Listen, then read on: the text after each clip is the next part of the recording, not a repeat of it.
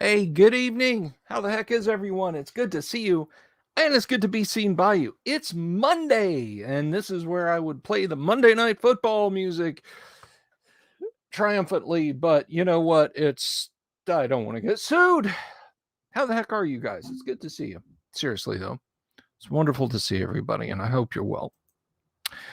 We are currently sitting at 916 subs on the channel. I think we had a little dip. I think there was last week's uptick was perhaps a little artificially inflated. Maybe we had some folks stop by that, they just wanted to check things out. They just wanted to kind of see what all this thing we do is about. And so, they saw it, wasn't for them.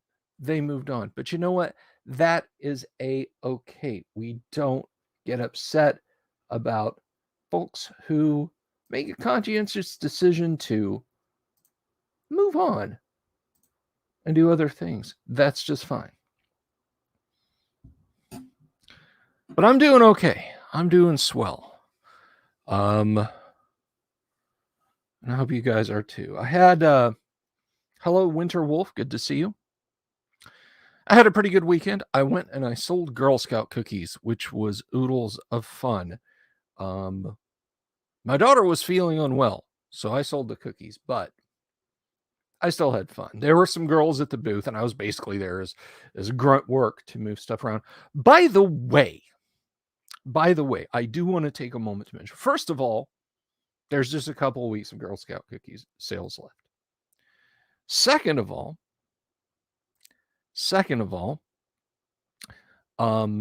did you know that you can buy Girl Scout cookies from us, from a little kid? Yeah, you, wherever you are, regardless of where you're at. Let me just find that real quick. Bear with me for just a moment whilst I bring that up. They make great gaming snacks, by the way. Girl Scout cookies do. I'm just saying.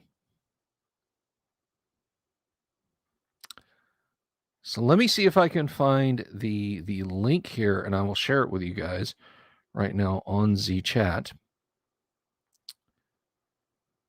Here we go. So I'm going to stick this up here, and I'm going to leave it on the window for a little bit. So if you're interested, you can follow that link. They will ship that anywhere in the CONUS, continental United States. Good gaming snacks, wonderful stuff. So they are Winter Wolf. They are great snacks. My group and I munch down on those chocolate mint ones every time we get some. Get some right there. You can buy some Girl Scout cookies. It's a long thing, so if you want to copy and paste it out of the chat, that's fine. Benny's got it right. You've just received your box of Thin Mints and notice an ancient elven script placed on each cookie, and each cookie has an uncanny aroma and glistens in the sunlight. What do you do? I love it. So anyway, yes, we are currently sitting at 916. We're just 84 out from the Great Underground Online Gaming Convention, or GWOC. So I hope all you guys will go out there and tell your friends. If you're like, look, I know you love classic D&D, or maybe you want to get into classic D&D and you don't know anything about it, or any classic role-playing game, or you want to talk about hobbies and painting and other miscellaneous nonsense. I know just the YouTube channel for you. Send them here, tell them to click subscribe and the bell notification, and then we draw ever closer to the convention. All part of my master plan, because modern problems require modern solutions. But anyway, I hope you're all good and you had a wonderful weekend regardless. So, yes, I do have Facebook up before you ask. So, if anyone comments on Facebook, I will be able to see it now. And yes, I do have preserved comments set on for YouTube. So, anyone, if you're watching this in the near future, if you're watching this in the medium future, if you're watching this 100,000 years from now and you've used some quantum inference device to restore data from the YouTube hard drives from the past to the future, greetings from a dead man. Sorry, a little Orwell for you there. But anyway, speaking of dead men, not dead, which eternal lies, yet in stranger eons, even death may die. Folks, that little couplet from H.P. Lovecraft, allegedly from the dreaded Kitab al-Azif, aka the Necronomicon, as penned by the mad Arab Abdul al-Hazred, forms the backbone of one of the better role-playing games out there. And it is an old school role-playing game because up through 6th edition, going all the way back to the early 1980s and all the way in to the median 2000s, this game changed not a single whit. Now, there's a lot of cool stuff to be said for, hey, the rules haven't changed. There's lots of games whose rules haven't changed since its inception to now. Chess. Although we don't know that. We don't know how chess evolved until now. But the point remains, hello, 8 Mobius 8. The point remains, Call of Cthulhu has stayed with us, and it has stayed vital. The BRP system, the backbone of all the in-house games at Chaosium, they've pretty much kept it the same. If you know how to make a character for Call of Cthulhu, the first edition that came in a boxed set back in the 1980s, you know how to make a character for Call of Cthulhu today. The BRP is just that simple. And so what I thought we could do was dive into that a little bit with my favorite edition of Call of Cthulhu, 4th edition. Oh gosh, I positioned that just right, didn't I? Get your screen grabs and Photoshop away, guys. But anyway, as I have done kind of a deep dive into Call of Cthulhu before this edition, because this is my favorite edition and it's the one I have. But here's the thing, you don't have to run out and buy Call of Cthulhu 4th edition if you want to do this. If you go over to DriveThruRPG and get any of the editions of Call of Cthulhu up through 6th edition, I think, you're good to go. You've got everything you need. All the stuff we're going to talk about tonight with character creation, diving into Call of Cthulhu, is going to be as on point for whatever edition you've got as it is for 4th edition. The reason that I have so much love for 4th edition is this is where I started playing Call of Cthulhu. And because the rule system goes all the way back to, 79 or 80, whenever it first came out, I mean, it really is old school. It is evergreen old school. Something that TSR and then later Wizards of the Coast could have and should have learned about D&D instead of boxing every previous edition until they finally decided to trickle out PDFs. Moby says, I'm in a 7th edition game on Thursdays. That's why I got to leave the stream. Hey, leaving the stream early to go play Call of Cthulhu is completely understandable. Rune Quest was 78. Well, there you go, Awig. I mean, we don't have the mouth parts or the pheromones to pronounce it correctly. But anyway, so let me just bring up, because there might be 1 or 2 people out there. Maybe you're watching this later. Maybe you're watching it right now. And you're like, The what of what? So, the Call of Cthulhu is based on the writings of Howard Phillips Lovecraft, a fantasy, science fiction, horror, adventure writer who lived in the early part of the 20th century and died of intestinal cancer at a fairly young age in his life. In the short time that he worked in the fantastic genre, Lovecraft created a body of work whose effects permeate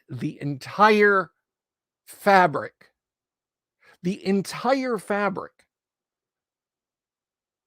of pop culture. There is not a single solitary element of the geeky things we love that is untouched by Lovecraft's work. Alan Dean Foster, writer of a great number of science fiction books, put Cthulhu in the Star Wars universe in the first ever expanded universe novel, The Splinter of the Mind's Eye. If you go back and you read the description of the temple where they find this Kyber crystal, that's Cthulhu sitting there. Bat wings, squid face, bloated, rubbery body. It's Cthulhu. And by the way, I should point out that is not the only COC reference in an Alan Dean Foster book. It's one of at least 3 that I can think of. It's mentioned in passing in the novelization of The Last Starfighter, and I can't think of the third one, but it is in another movie novelization. So yeah, it's in Star Wars. And guess what? Lovecraft's influence extends into Star Trek. The episode, What Are Little Girls Made Of? With, I just went blank, the actor that plays Rook in What Are Little Girls Made Of? When he's talking about when Kirk is basically trying to convince the android Rook to turn on his creators, he refers Rook in remembering the before times, before Corby and his scientific team. Thank you, Ted Cassidy. Thank you, Jack Photon. He talks about the old ones before the old ones were overthrown when chaos from outside came in. The shape of the doors in that episode, which were not in previous Trek episodes and shown in later Trek episodes, they're conical. Well, why would the doors be conical? Why would they be narrow at the top or triangular, I should say, and broad at the bottom? Because what they don't say, what they didn't say, maybe they couldn't, they didn't feel like they could afford the rights or just kind of wanted to hint about it, was the doors are that way, so the elder things, they're not designed for people who are, just kind of vertical and we have a rectangle. They're designed for the elder things to glide through. So yeah, it's in Star Wars, it's in Star Trek, it's in Dungeons and Dragons. And of course, it's Robert E. Howard wanted to use the Cthulhu mythos in Conan. Lovecraft wrote Howard, they were correspondents. Lovecraft wrote Howard and said, your stuff is good enough that it can stand on its own. You don't have to make this Cthulhu mythos. Fritz Leiber wanted to do the same thing. He wanted to have Fafhrd and Grey Mouser on one of their frequent sea voyages run into Cthulhu and deep ones. And he was like, your stuff is way better than mine. You don't have to do this. I would do something original if I were you. Now, was that HPL being jealous and guarding his things and not wanting them to cross over? I don't think so. I don't think so. But I mean, Robert Bloch, author of Psycho, and we can debate the goodness or the badness of it, but you know, August Derleth, Lynn Carter, Ramsey Campbell. You want to talk about something that permeates the whole field, the whole genre. I mean, DC Comics, Arkham Asylum, Arkham in the DC Comics universe is the Arkham of H.P. Lovecraft's horror stories. And in an Aquaman comic, kind of recentish, but basically they've got Cthulhu on lockdown.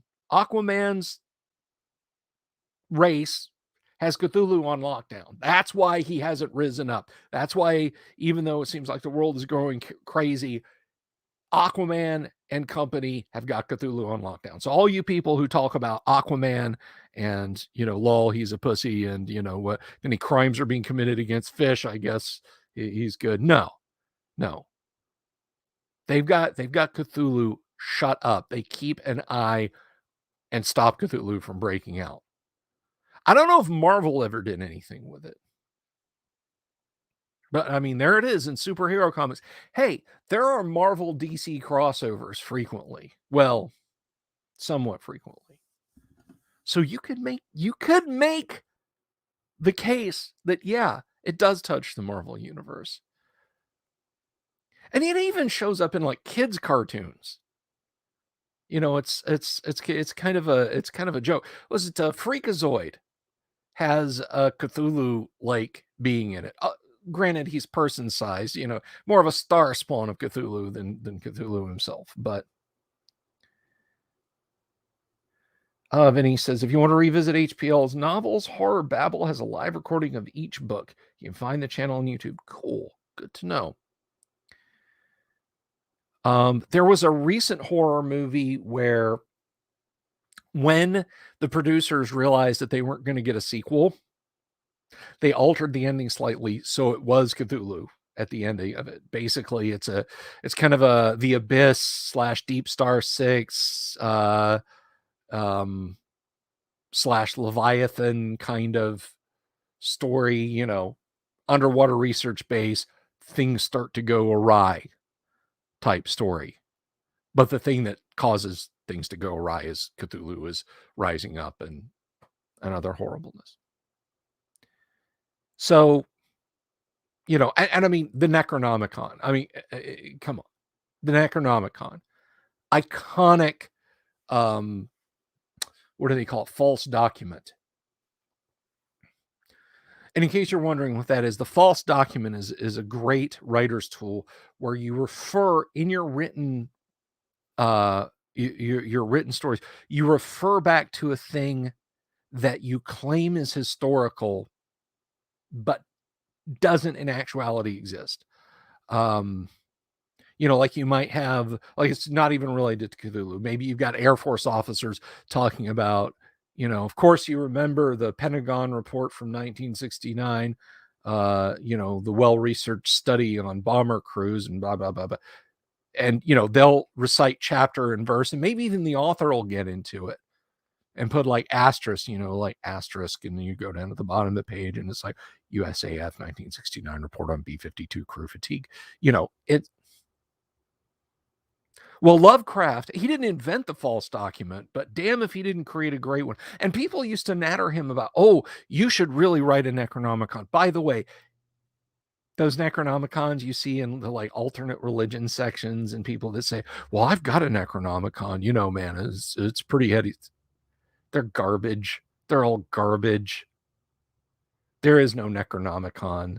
There is no Book of the Mad Arab. There's no There is a Tibetan Book of the Dead, but it has nothing to do with summoning up the great old ones. But anyway, the point is Lovecraft's mythos everywhere. Everywhere. It just radiates outward. And that includes into role-playing games. And so tonight, we're going to crack open Call of Cthulhu 4th edition. We're going to make a character with this bad boy. Now, there is a character generation, and it comes up with, I guess, I don't know if he's in other editions, but Harvey Walters, Investigator. That's what your characters are called, regardless of their actual profession. Your characters in Call of Cthulhu are called investigators. Now, normally this is where I would zip in and I would show you guys like a PDF of the rules so you could see and we could read along. Here's the problem. The assiduous march forward of time, yet despite the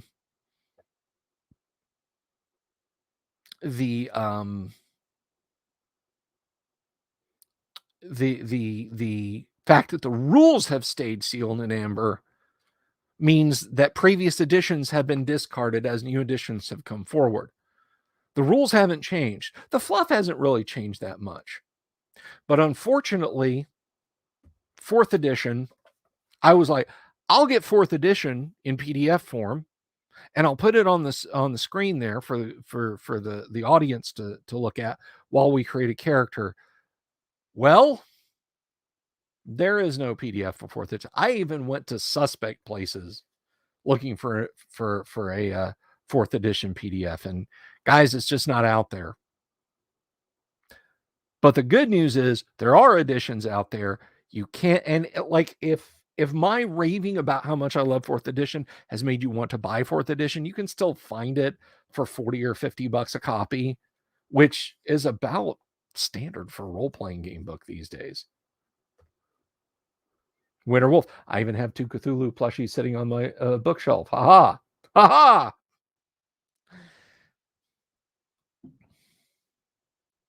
And the thing about HPL stuff is I believe it's all public domain now. Don't quote me on that. Don't run out and write an HPL game, a Call of Cthulhu game, and then get sued by somebody. But I think like if you just wanted to create a Call of Cthulhu role-playing game all your own and sell it for money, you could, because I think if not in the United States, then in some other countries.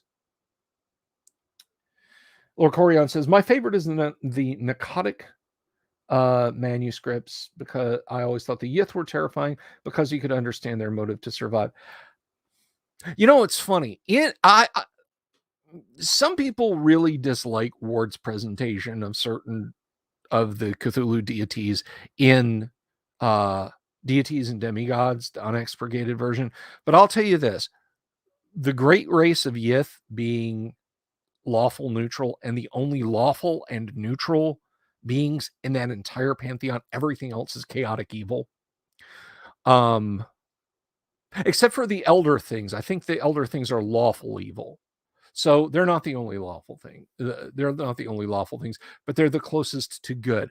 The Yithians are which shadow out of time. If you're searching your memory, trying to remember what the Yithians are, the shadow out of time, they beam their consciousness forward and your consciousness back, like, you know, 1 billion years in the past to primordial Earth, and you live, you know, a couple of decades in the body of a Yithian, and a Yithian lives a couple of decades in the body of yours. It's kind of an unwanted, a forced foreign exchange.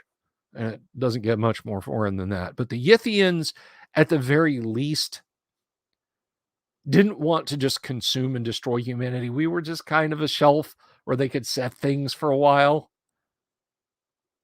and then move back. Unless a Yithian's body was dying, and then they would send that Yithian's mind forward, and you would be brought back and stuck in a dying Yithian.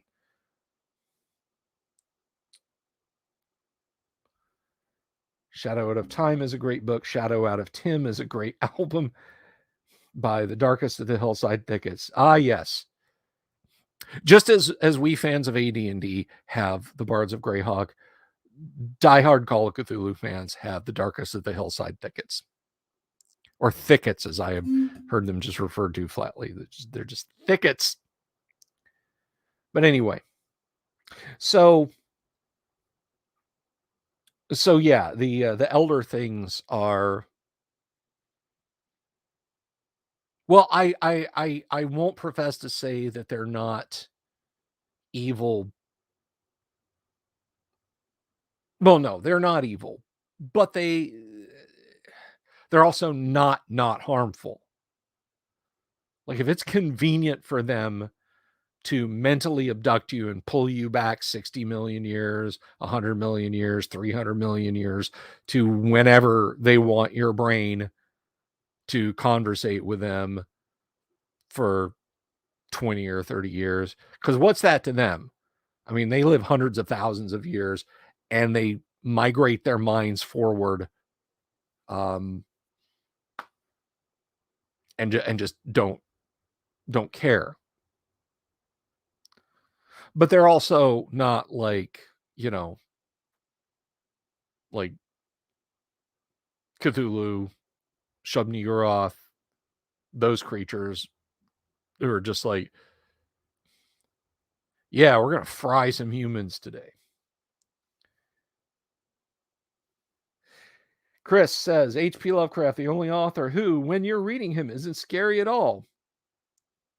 And then later, when you're in your own basement, you're terrified. Yeah, that's. And I tell you one thing that Lovecraft's writing really, like, Lovecraft stuff is existential horror. The maniac that might be under your bed with a knife, yeah, that's kind of scary in that 5 minutes, but the fact that astronomers could announce one day that all the stars have been blotted out and we don't know why, and it drives like 3/4 of the Earth's population mad. And then we realize at the last minute that it's because a hand the size of our solar system is slowly closing in on us. That to me is way more interesting than Michael Myers or Freddy Krueger or whatever. That's vastly more interesting and frightening. Although there are some jump gotcha stuff. I have said before, and I maintain that The Shining and The Exorcist are two supremely frightening horror movies still to this day to me. Anyway, so tonight we're going to dive into character creation for Call of Cthulhu. So without further ado, let's do that. And I'm going to flip over. I'm not going to flip over. I'm going to switch over to my little webcam right here, which will put you guys uncomfortably close to me. And I apologize to you for that. That is, you might be uncomfortable. I'm okay with it, you guys being a little closer. But so I can show you certain things, hopefully without my book falling apart. This copy needs some TLC, by which I mean tape, love, and care on it to prevent it falling apart further. So we'll go ahead and get into that. So let's, without further ado, Call of Cthulhu, 4th edition, character creation by Billy, age 52.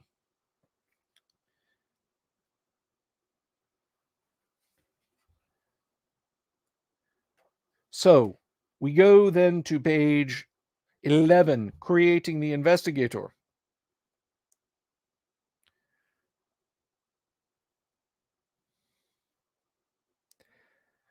So I'm gonna put this. I'm gonna pop open because I don't have a blank character sheet.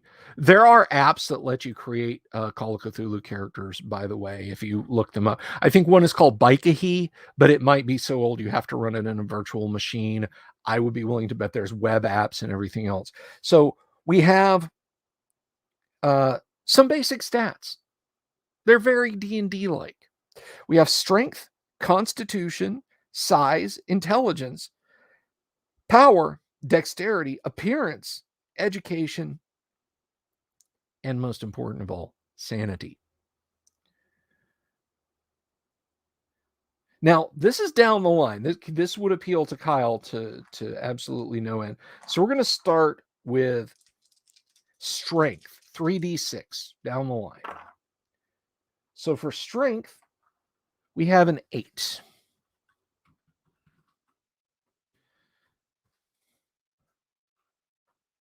For constitution,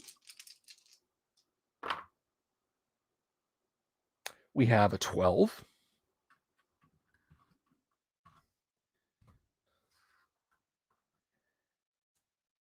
For size,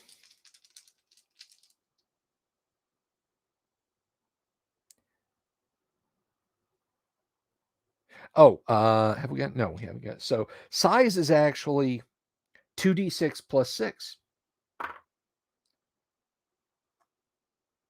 So size is 14.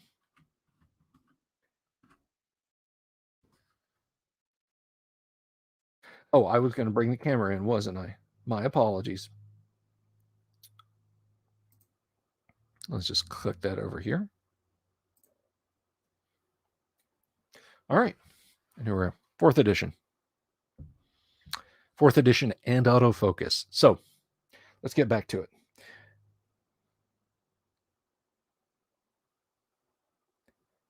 All right. So we have strength, con, and size. Intelligence is also 2d6 plus 6. No, not bad. Intelligence of 14.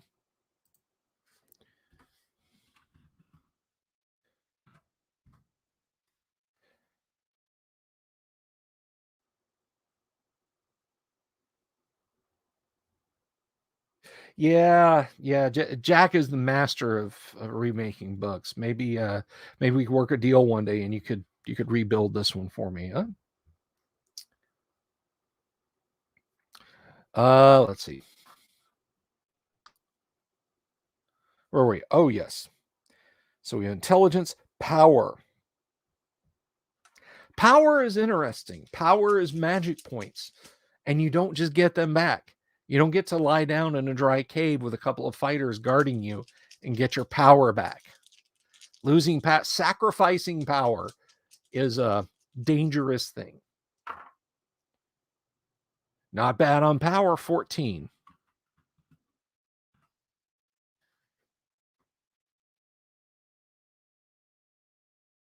So that's power, dexterity, 3d6. I think we know what that is all about. 10. Now, power gamers amongst you, no pun intended, might be tempted to say, well, these stats are kind of potato, rather like your head, Bill.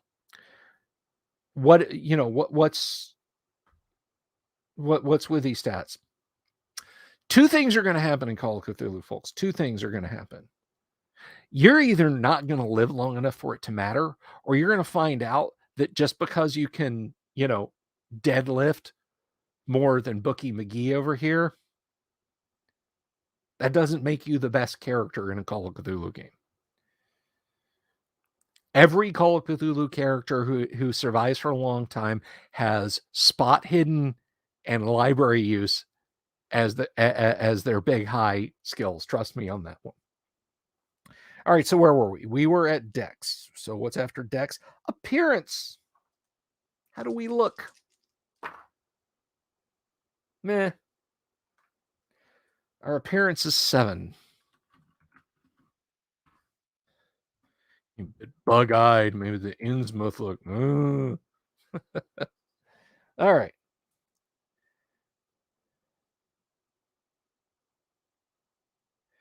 $3d6 plus 3 for education.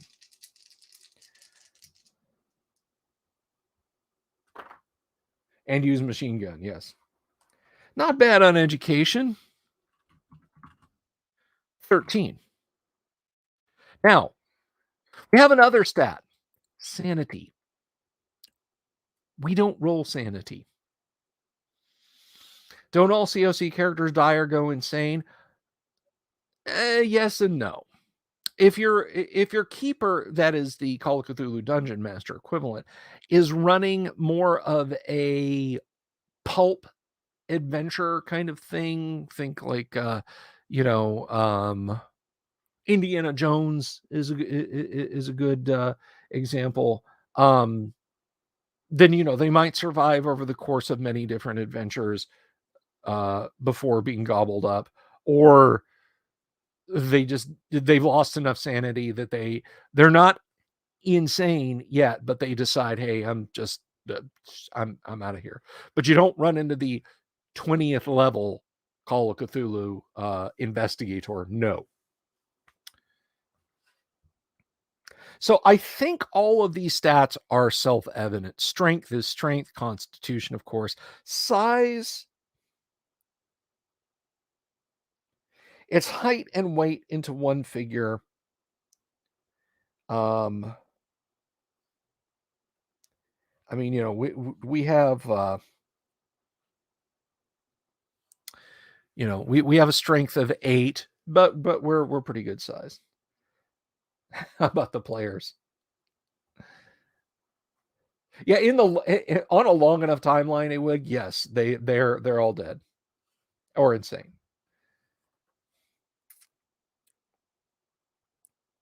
So we'll see what a size 14 gets us. But that's a pretty big, you're a pretty big character. Intelligence, kind of self-evident.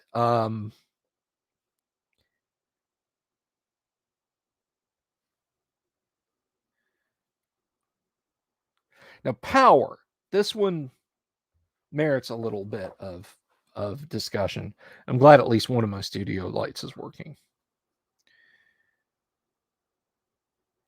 It is a measure of a person's charisma, soul, or will. When magic is used, power resists the spells cast as a character and is also used to cast spells. It is also use it as a luck roll in tight spots. For instance, if a character falls down an oubliette, he might land upright and take no damage. This could be determined by rolling his power times 5 or less on a D100. Success meaning that he was okay. In the space next to power on the character sheet, labeled luck, write in your investigator's power times 5. So we have figured characteristics already. Magic points are also derived from power. A character's magic points are the measure of his or her current level of potential magic ability. Beginning investigators start with magical points equal to their power. Magic points can be expended either through the casting of mystic spells or by being sapped by some malignant monster. If a character's magic points reach 0, he falls unconscious. Power also determines a character's initial SAN. We'll get to SAN in a minute. We know what dexterity is. Appearance, personal handsomeness, or beauty. So our guy only has an appearance of 7. He ain't that good looking.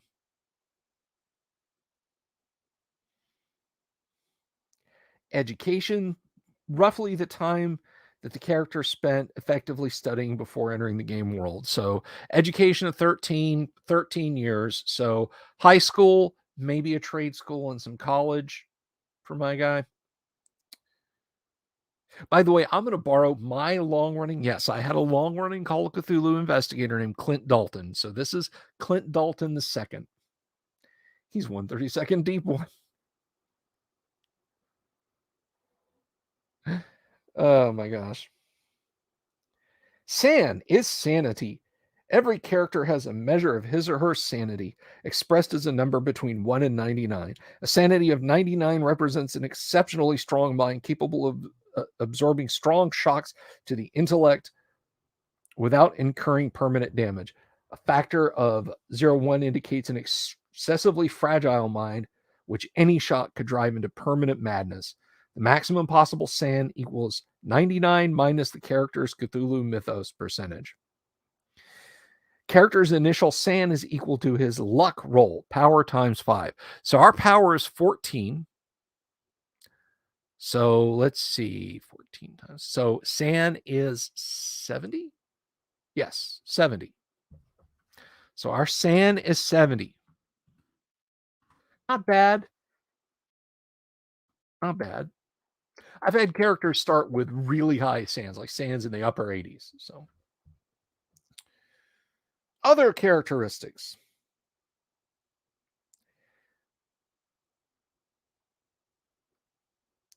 So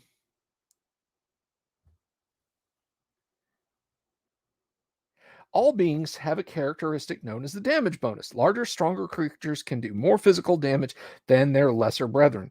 To determine a character or monster's damage bonus, add his or her size and strength together and index the total against the following chart. The result is given in the form of d6 rolls.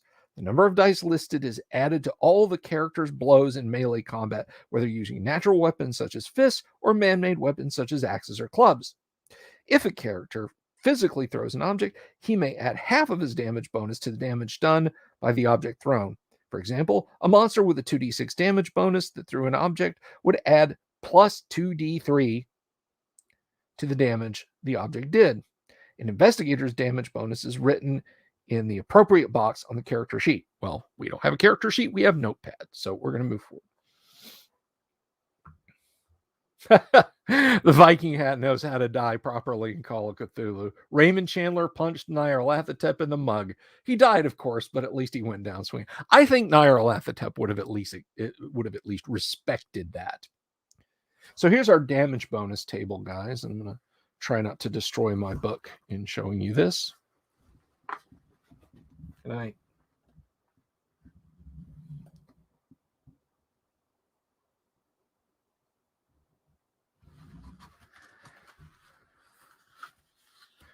There's a Cthulhu mini by WizKids. It's unpainted. Reaper did a Cthulhu mini. I think they might have simped out and called it an Elder God, or they might have called it Cthulhu. But it's like 2 feet tall. I'm not making that up. The thing literally stands like 2 feet off the table. It's crazy. Hail Mary, full of grace, punch the devil in the face. Oh, I love it. All right, let's see. So, strength plus size. Our strength is 8. Our size is 14. That's 22. So he has no damage bonus.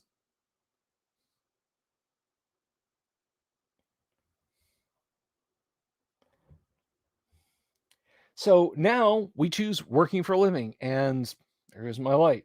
See how well I can read this in just the dim bulb overhead. Journalist, parapsychologist, professor, historian, antiquarian, author, novelist, freelance, etc., private investigator, dilettante, other, doctor, lawyer, clergyman, etc., as determined by Keeper. So we're going to go with journalist. Clint Dalton II is a journalist. Back when they used to just roll up their sleeves and go out and get their hands dirty and not just complain about mean tweets. All right.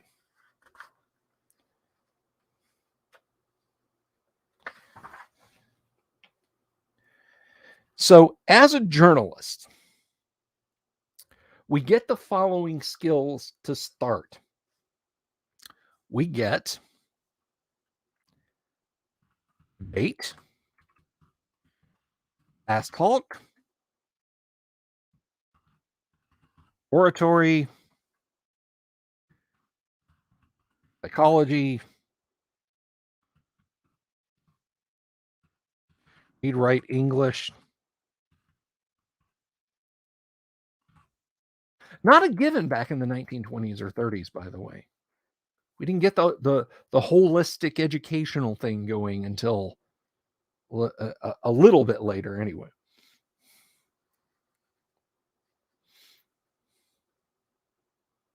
Yes, Mike, we are going through 4th edition, but yeah, 1 to 6. Let's see. Read, write other language.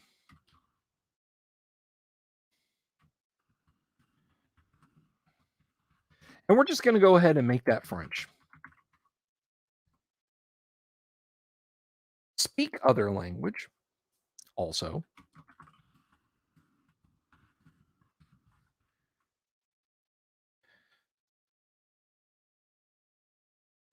Any one other skill as a personal specialty? Well,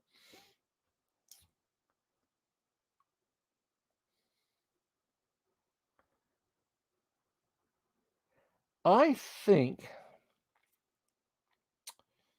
we will take archaeology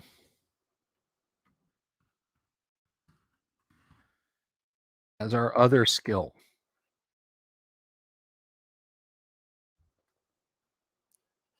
So, how do we buy skills? Well, there is a rather extensive on the character sheet, which again, trying not to destroy my book here. Hopefully, it doesn't fall apart on camera. On the character sheet, right there, is our list of investigator skills. Now, I did not write in the book. This is the example character, Harvey Walters. So we're going to look at these skills. So, and how do we spend points on these skills? How do we acquire skills? Education times 15 is the number of points we have to spend.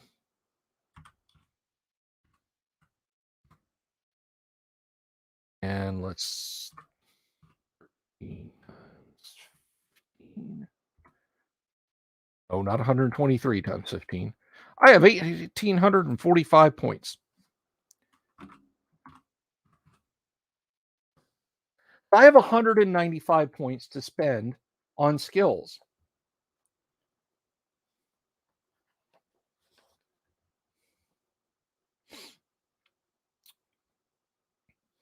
And we'll start with the skills that I already have. Now, some of these have base starting amounts. That is the skill, like, regardless of anything else in your life, you have 10% of X. So let's go through here and go through some investigator skills.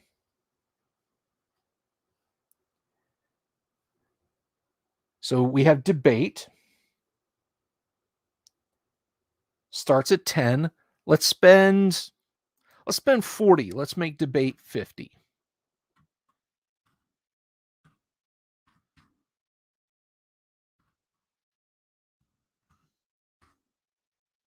All right, fast talk. Something a good journalist should know. Fast talk. 0.5. Let's spend 50 on that and raise it up to 55.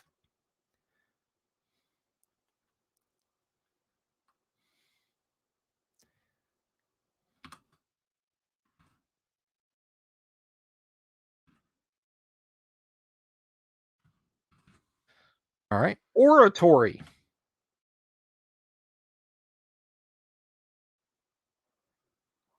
Also 0.5. Do your points always stay the same after creation? Which points, John?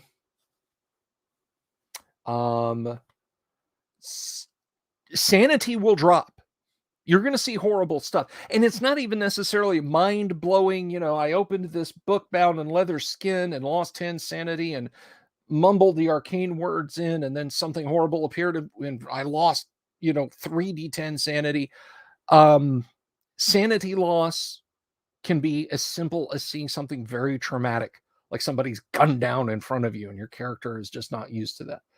The starting skill points, you will gain as your character advances, you will gain character points to build on your character with.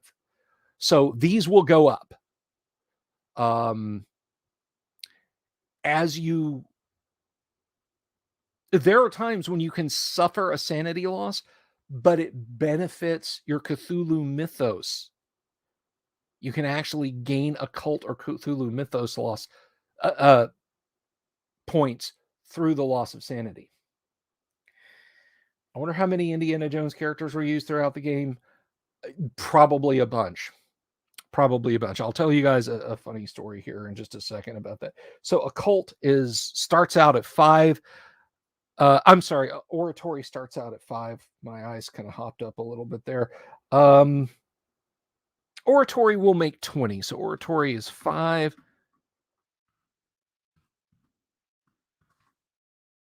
Psychology also begins at 5.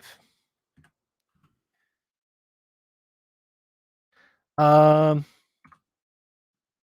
know what? Let's just do 10 on that. He's not so good at picking people's brains. Read, write, English.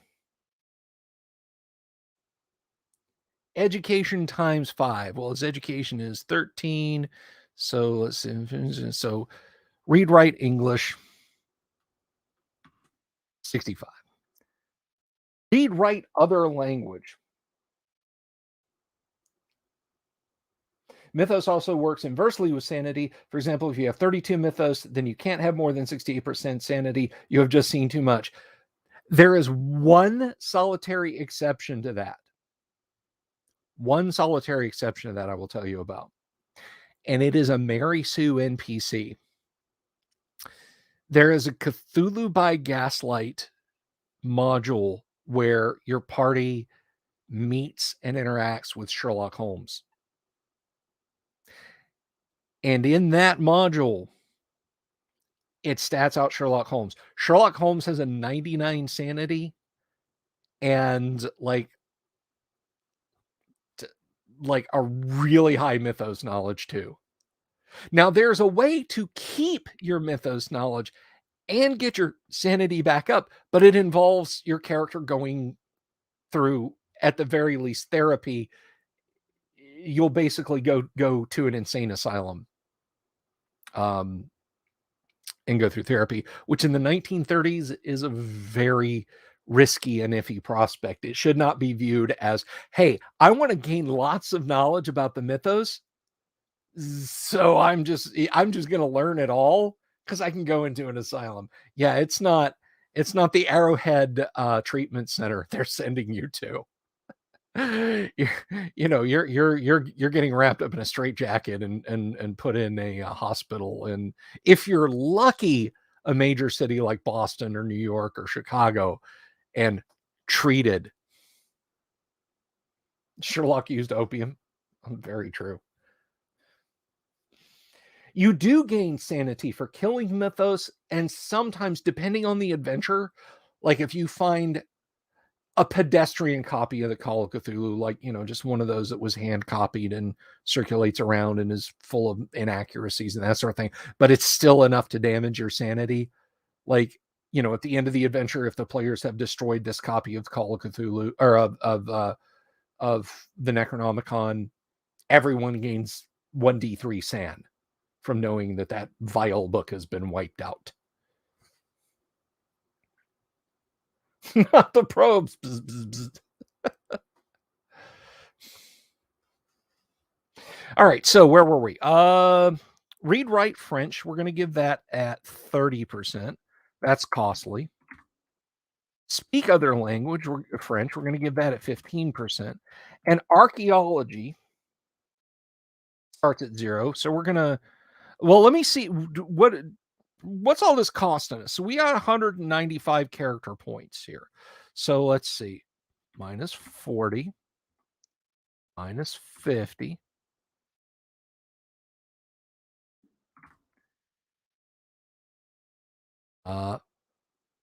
Minus 15, minus 10. They're buying equipment in AD&D. So we're down to 80. So rewrite English. So minus 45 for speaking and writing and reading French. Leaves us with 35, which we're going to spend on archaeology. So archaeology. So Clint Galton II is the beat reporter for Archaeology Today, the Archaeologist Journal for the new century. So note, he doesn't have drive. He doesn't have drive vehicle. I mean, he's from New York. He takes the trolley and the train everywhere. Why would he need to drive? So anyway, Lord Corion. Okay, all right. So let us move on.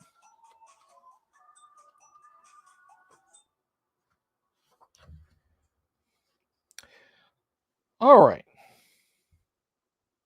Jeeves drives him around. Well, hopefully he has a Jeeves. Yes, you can do psychotherapy at an institution, but again, it depends. I mean, if you go nuts in, say, Bolivia, and the party takes you to a hospital, they could literally the hospital staff, your party stumbles through communicating via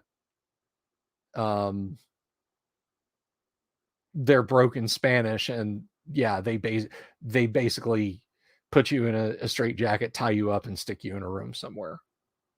Occasionally come in and, like maybe on an average of 1.5 days, come in and make sure you haven't soiled yourself and feed you a little bit of broth and a couple of glasses of water. It's not going to go well there versus, I saw something shocking in Arkham. Well, we'll take you to Boston and, to the hospital there.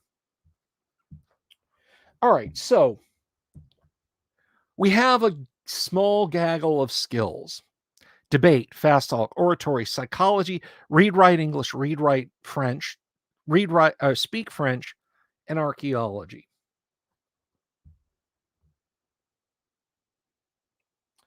Now, there are a lot of skills that we get as a base that I just haven't bought any of. And let me go through those real quick.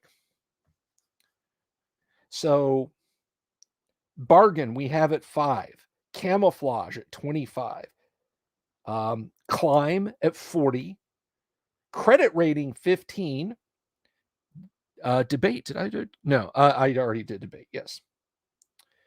Dodge is dex times 2. Well, his dex is 10, so he's a dodge of 20. And this is all in addition to what I bought.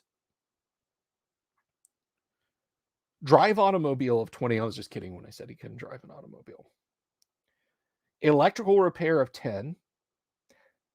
First aid of 30. Hide of 10. History of 20. Jump of 25. Law of 5. Library use, a very important skill. If your keeper's running a thinking man's game, library use is going to be important. So library use of, 25, which I have as the baseline of 25. I didn't spend any points on it. So that means all I can really determine is that I have some overdue books. I have to return some videotapes. You want to talk about zero sand? Yeah, Patrick Bateman in American Psycho. There's a zero sand character. Listen. No, that's a skill. I know you guys are listening. Listen of 25. Occult. He automatically has an occult of 5. Whether it's some nasty rumors, and I maybe could have spent more points on occult than archaeology, given that, he's an archaeologist. I maybe could have balanced that out, but we'll just roll with what we've got. Make maps of 10, probably very useful for him. Mechanical repair of 20. Let's see. Photography of 10. Pickpocket of 5. I find it hilarious that, like, even highfalutin high society characters get a base pickpocket, a base chance of 5. It's a 1 in 20 chance that they can lift somebody's wallet successfully. Let's see. Ride, which is horses, mules, that sort of thing, of 5. Sing, you can play a bardic character. Sing of 5. He's read something on bathroom stalls. Maybe you can call them. Spot hidden. Remember how important I said spot hidden was? 25%. And a 1 in 4 chance of spotting hidden. Swim of 25. Throw of 25. Track of 10. Treat disease 5%. and treat poison 5%. And you note that I didn't mention Cthulhu Mythos because nobody starts with Cthulhu Mythos knowledge. So that's the basic character for Call of Cthulhu right there. Now, let's take a look at money, though, because there's things to buy. And there's a whole equipment list. And you don't, in a good, chilling, frightening Call of Cthulhu game, you don't want to get too caught up in, well, I've only got $19 and a bicycle is $20. Has anyone got $1 they can lend me for a bicycle? Don't get pulled down in that. No, for a good time, call Cathanid. Cthulhu is frightening, but Cathanid is the one that you is the one that you you want to call for a good time. I buy a Tommy gun, which in the 1920s you can do. The Firearms Act hasn't been passed. The NFA hasn't been passed. You can buy a Browning automatic rifle at a hardware store, Kyle. Might take, 2 weeks to come in from Portland. Case of dynamite, jar of nitroglycerin, couple of gas grenades. Sure, why not?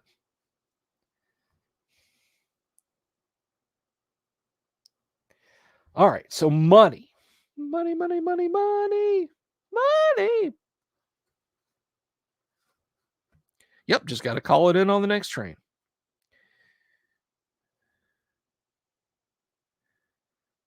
The yearly average income, roll 1d4 and multiply the number by 1,000 and add 2,000 to the result. So our yearly income as a beat reporter for Archaeology Today is not bad. $4,000 a year. He's doing pretty good for himself.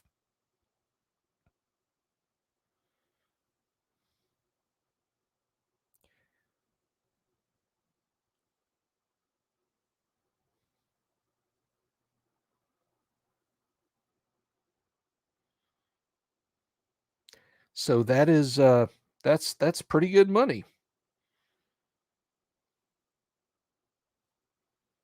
Now savings, I can have savings, I can have stuff stashed back, and this is for we need to charter a ship level of stuff. So we take my yearly income, which is 4,000,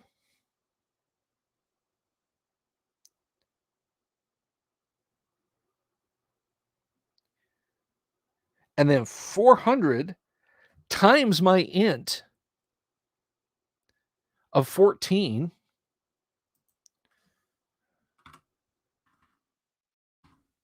So it's a tenth of your yearly income times your int. My savings are $5,600. So yearly income is 4,000.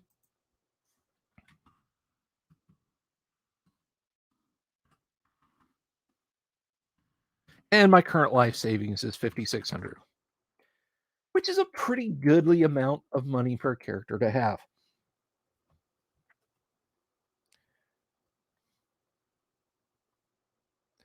Now, one thing I got to tell you, just this is at the end of the character creation chapter here, which wasn't that very lightweight.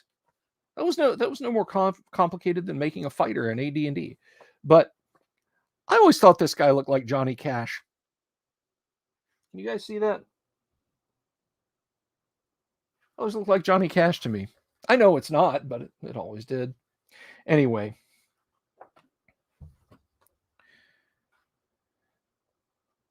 So now we have our investigator, Clint Dalton II. There is one thing that we didn't take a gander at, and that is hit points. The game does have combat. Now, I'm going to tell you straight up, I played a lot of Call of Cthulhu. The problem with Call of Cthulhu is it is Johnny Cash. The problem with Call of Cthulhu is this.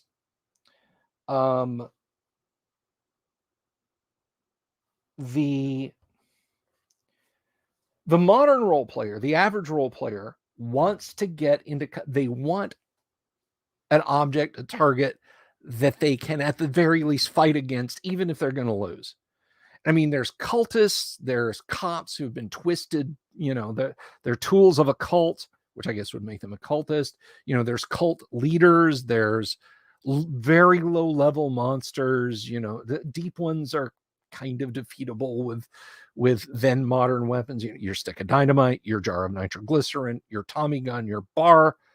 By the way, bar, not metal bar, although you could certainly use that, is a Browning automatic rifle. It's the equivalent, it's the 1920s equivalent of an M60 machine gun.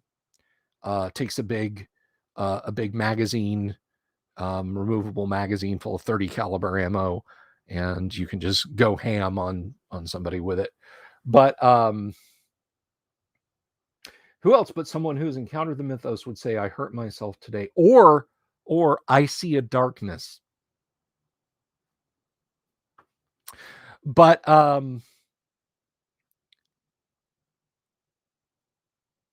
there is the there is the essence of the problem with Call of Cthulhu. Shub-Niggurath attacks. What do? My character is a boxer. Punch. Well, let's see. You do 1d6 damage to Shub-Niggurath.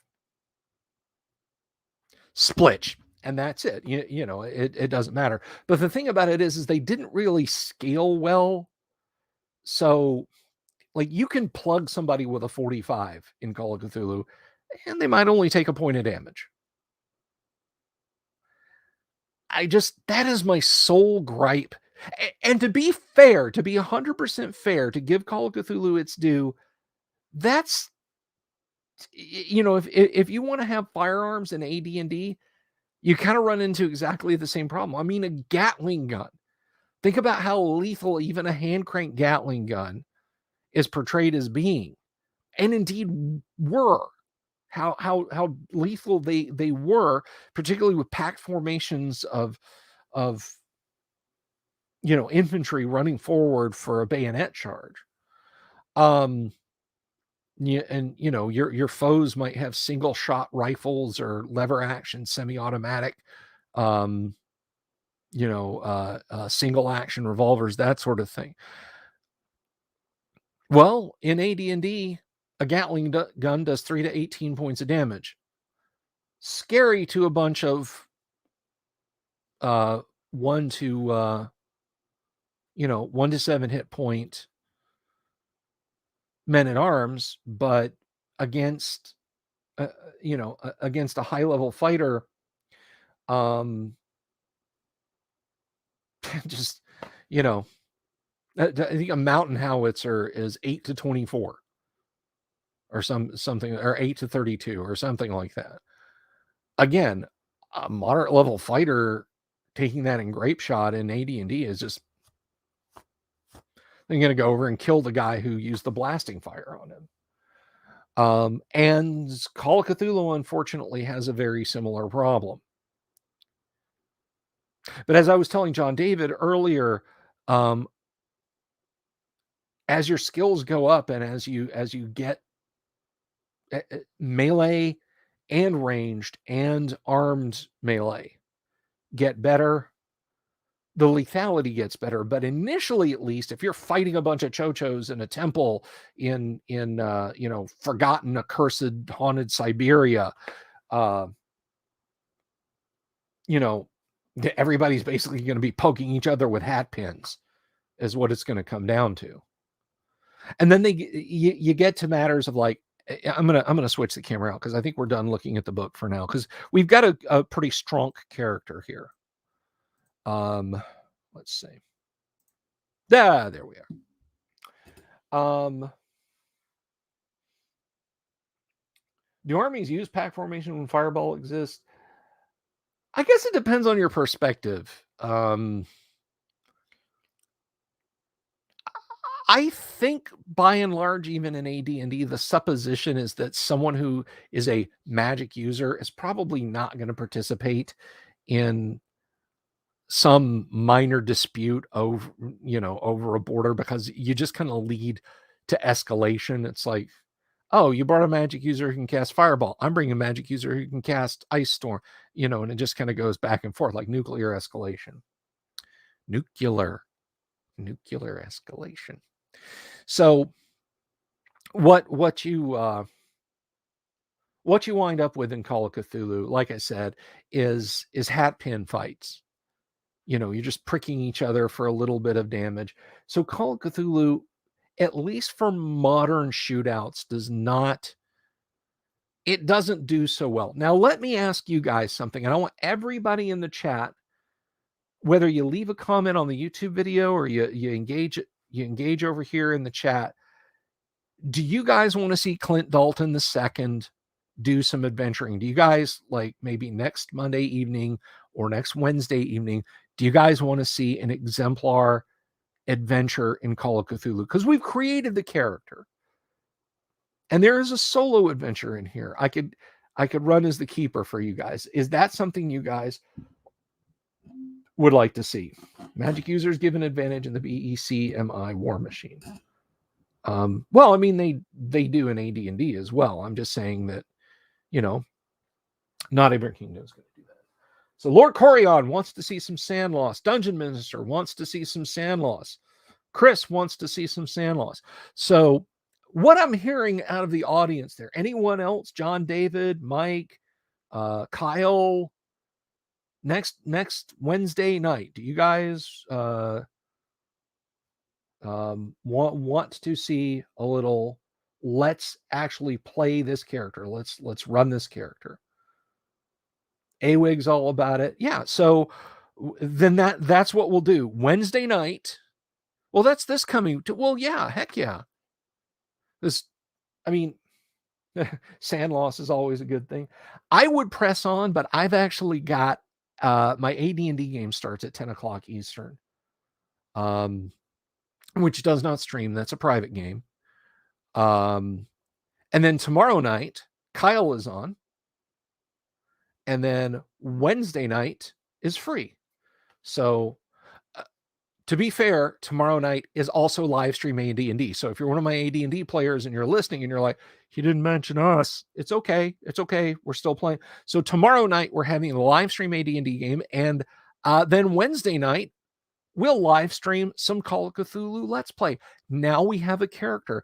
I will grab a digital character sheet, because I know there's some fillable PDF character sheets out there, and I'll have this on screen, maybe a little map sketched out for you guys or something like that. But we can do that if that's something you guys want to do. We'll do that. No, we're not playing Gamma World tomorrow. We're playing AD&D tomorrow. Well, it's kind of, I'll sort the schedule out. You guys just be here and keep an eye for the thing, for the notification. We'll figure it out, Kyle. We'll figure it out. Well, I'm glad. I'm glad I could reach out to the audience. It's like that. What do you think, audience? What do you think? And everybody starts clapping like seals and everything. So that's what we'll do. We have built a character of Call of Cthulhu tonight. We're going to run this character of Call of Cthulhu later this week, and it's going to be a lot of fun. Now, if you come into the stream and you've kind of no, be there or be non-Euclidean. Huh? Anyway, if you come into the chat late tonight and you're wondering what this gobbledygook down here above the Patreon, below my smiling face, is this link right here is for my daughter's Girl Scout cookie sales. They're going on for just a couple more weeks. I didn't want to beat the drum on it too much. You guys do so much. Cthulhu is going to notify everyone. Yeah. The Cthulhu notification will come when you're sleeping. Anyway, so right here is the link. You can support my daughter's Girl Scout troop. if you want some great snacks for the tabletop, they ship anywhere, by the way. This is not just local to me. You don't have to come to my house. Please don't come to my house. Please don't come to my house. But yeah, you can go and you can get some. Oh, thank you, Dungeon Minister. So do I have the blessing of the church to continue to pun and make jokes like that? But oh, what am I saying? I'm Baptist. So yeah, just copy that there. If you want, you don't again, you don't have to, but I will. You know what? I'll paste it one more time. I'll paste it into the chat.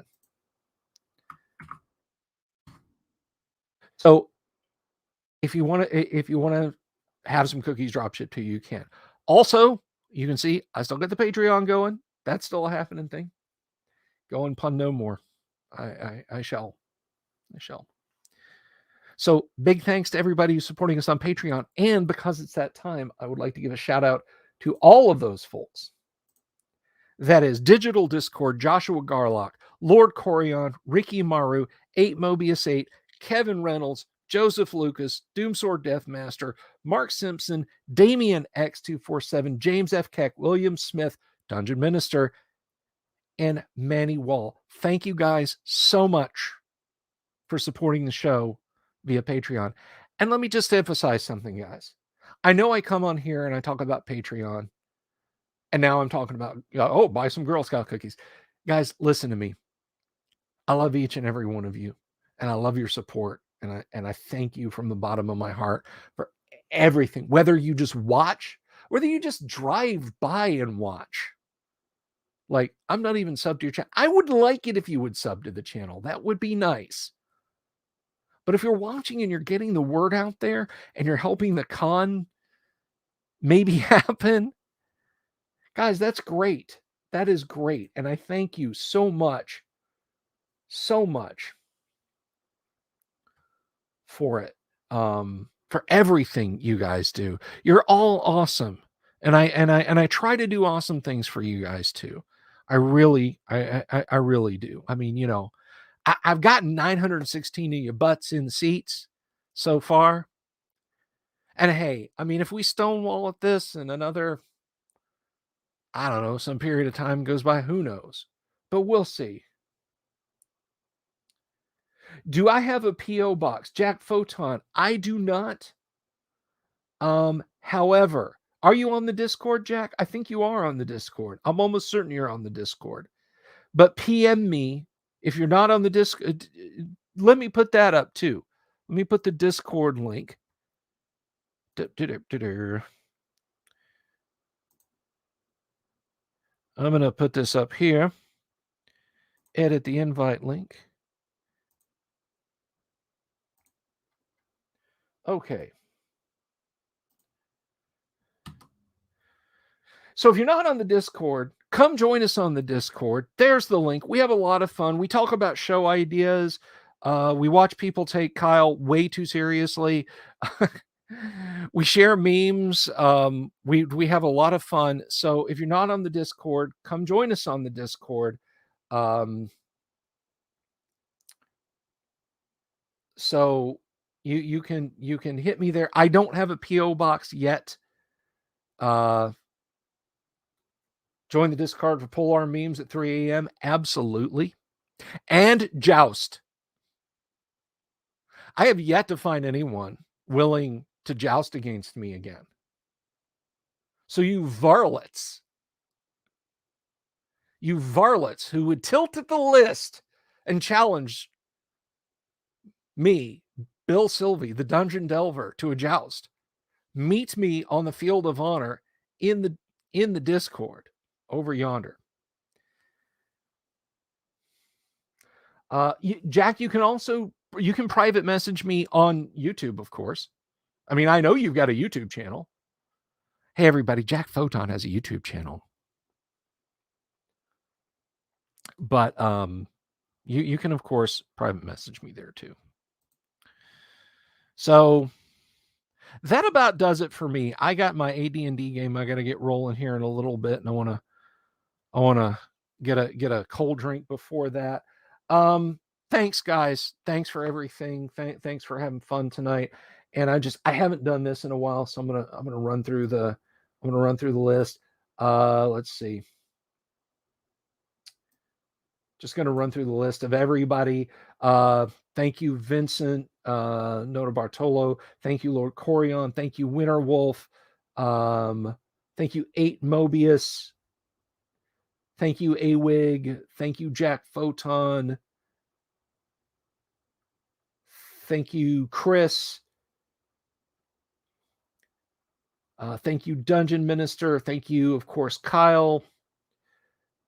Thank you, Mike Miner. Thank you, Mike, for stopping by. Thank you, John David. Thank you. Thank you all. Thank you all very much. It's been a lot of fun tonight. I will enjoy my AD&D game. So you guys have a good one. Take care of yourselves. Buy some cookies. I'll see you around. Peace.